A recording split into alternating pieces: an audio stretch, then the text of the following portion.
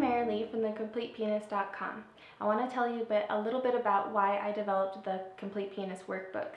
Back in college, while teaching through the university's youth conservatory, I realized that I needed a way to ensure that my students were learning all the major aspects of the piano without having to go through 7 different books. We didn't have time for that anyway in one lesson. That's when I started to develop worksheets, which led to the workbooks. There are 13 levels of the workbooks, from beginner to advanced. Each level contains theory, technique, ear training, composition, chordal playing, interval training, rhythmic training, and teacher resources. So no matter what age you are or musical ability you have, I'm going to give you the resources to teach yourself, your students, or your children the piano. In this video, I will show you how to incorporate the Complete Pianist into your own learning or teaching. Here are the materials you'll need to get started. You'll need a 1 to 2 inch binder, and in the binder you'll need 5 dividers. There are 2 books in here, the Complete Pianist workbook and another sight reading book I will tell you more about in a minute. You'll need a lesson book. Any lesson book from Piano Adventure series or the Alfred series are good.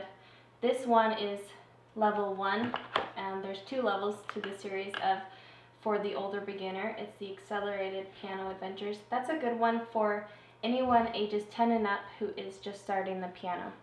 You will also need a metronome.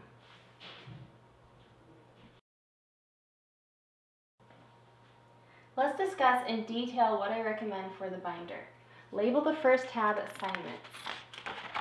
Here's an example of a weekly assignment sheet.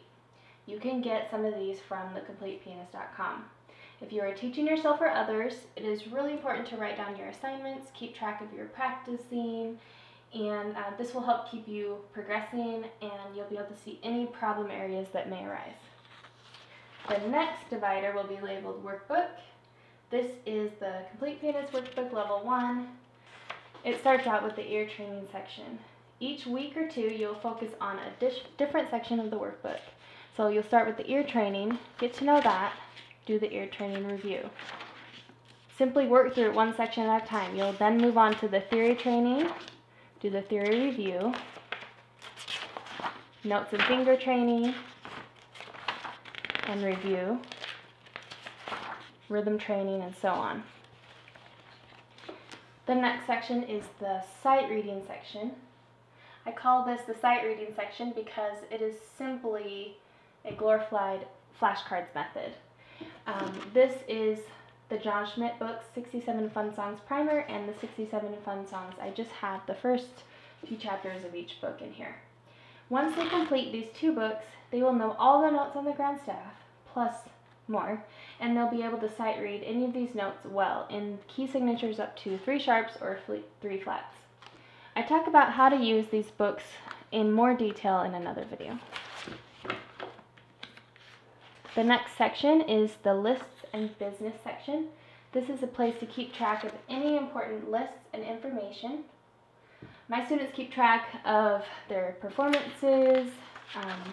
They can keep track of any information about composers, songs they know by ear or memory, or any songs that they've composed. This last tab is the sheet music tab. You will just simply a place to keep any loose sheet music you are working on or have worked on. I recommend keeping them in a sheet protector because this of course will help them last through time. Okay, a few other important points. If you purchase a keyboard, make sure it is a full-size keyboard with touch sensitivity and a damper pedal. Also, find a daily time where you can practice that is 20 to 30 minutes of uninterrupted time where you can really concentrate. Make sure that you establish that consistent habit first, and then the quality of practice will come later. Okay, here's what a practice session could look like. You'll start out with the workbook for about 5 to 10 minutes working on whatever section you are on. Let's say I'm on the technique section, so I'll do my C position scale.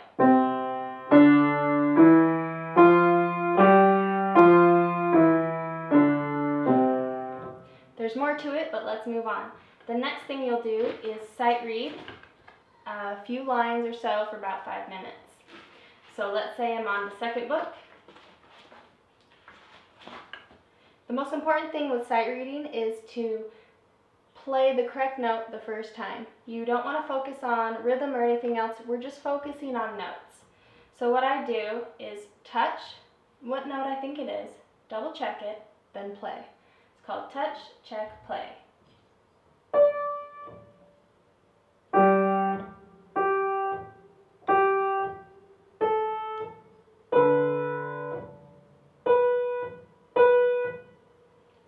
It's a very slow process, just touch, check, play.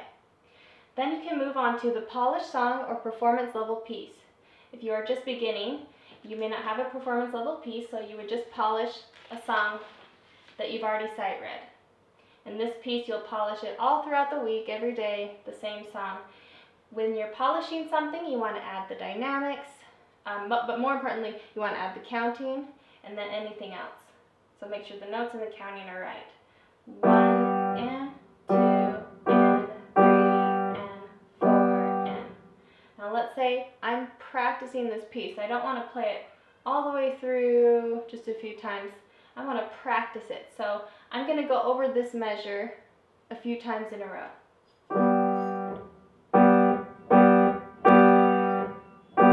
I'm going to add the counting. 1 and 2 and 3 and 4 and. Practicing this way ensures that you will get to know the piece so much better if you just do short sections at a time rather than just playing through the whole thing a few times. Okay, the next thing you can work on is your lesson book. I tell my students to get through the 67 Fun Songs primer first so they have a good understanding of the notes before adding in a lesson book. And once they've done that, then they can add in a lesson book. If they're doing the regular Faber or Alfred series, you'll want to skip the first book usually because they already know the notes on the grand staff after this point.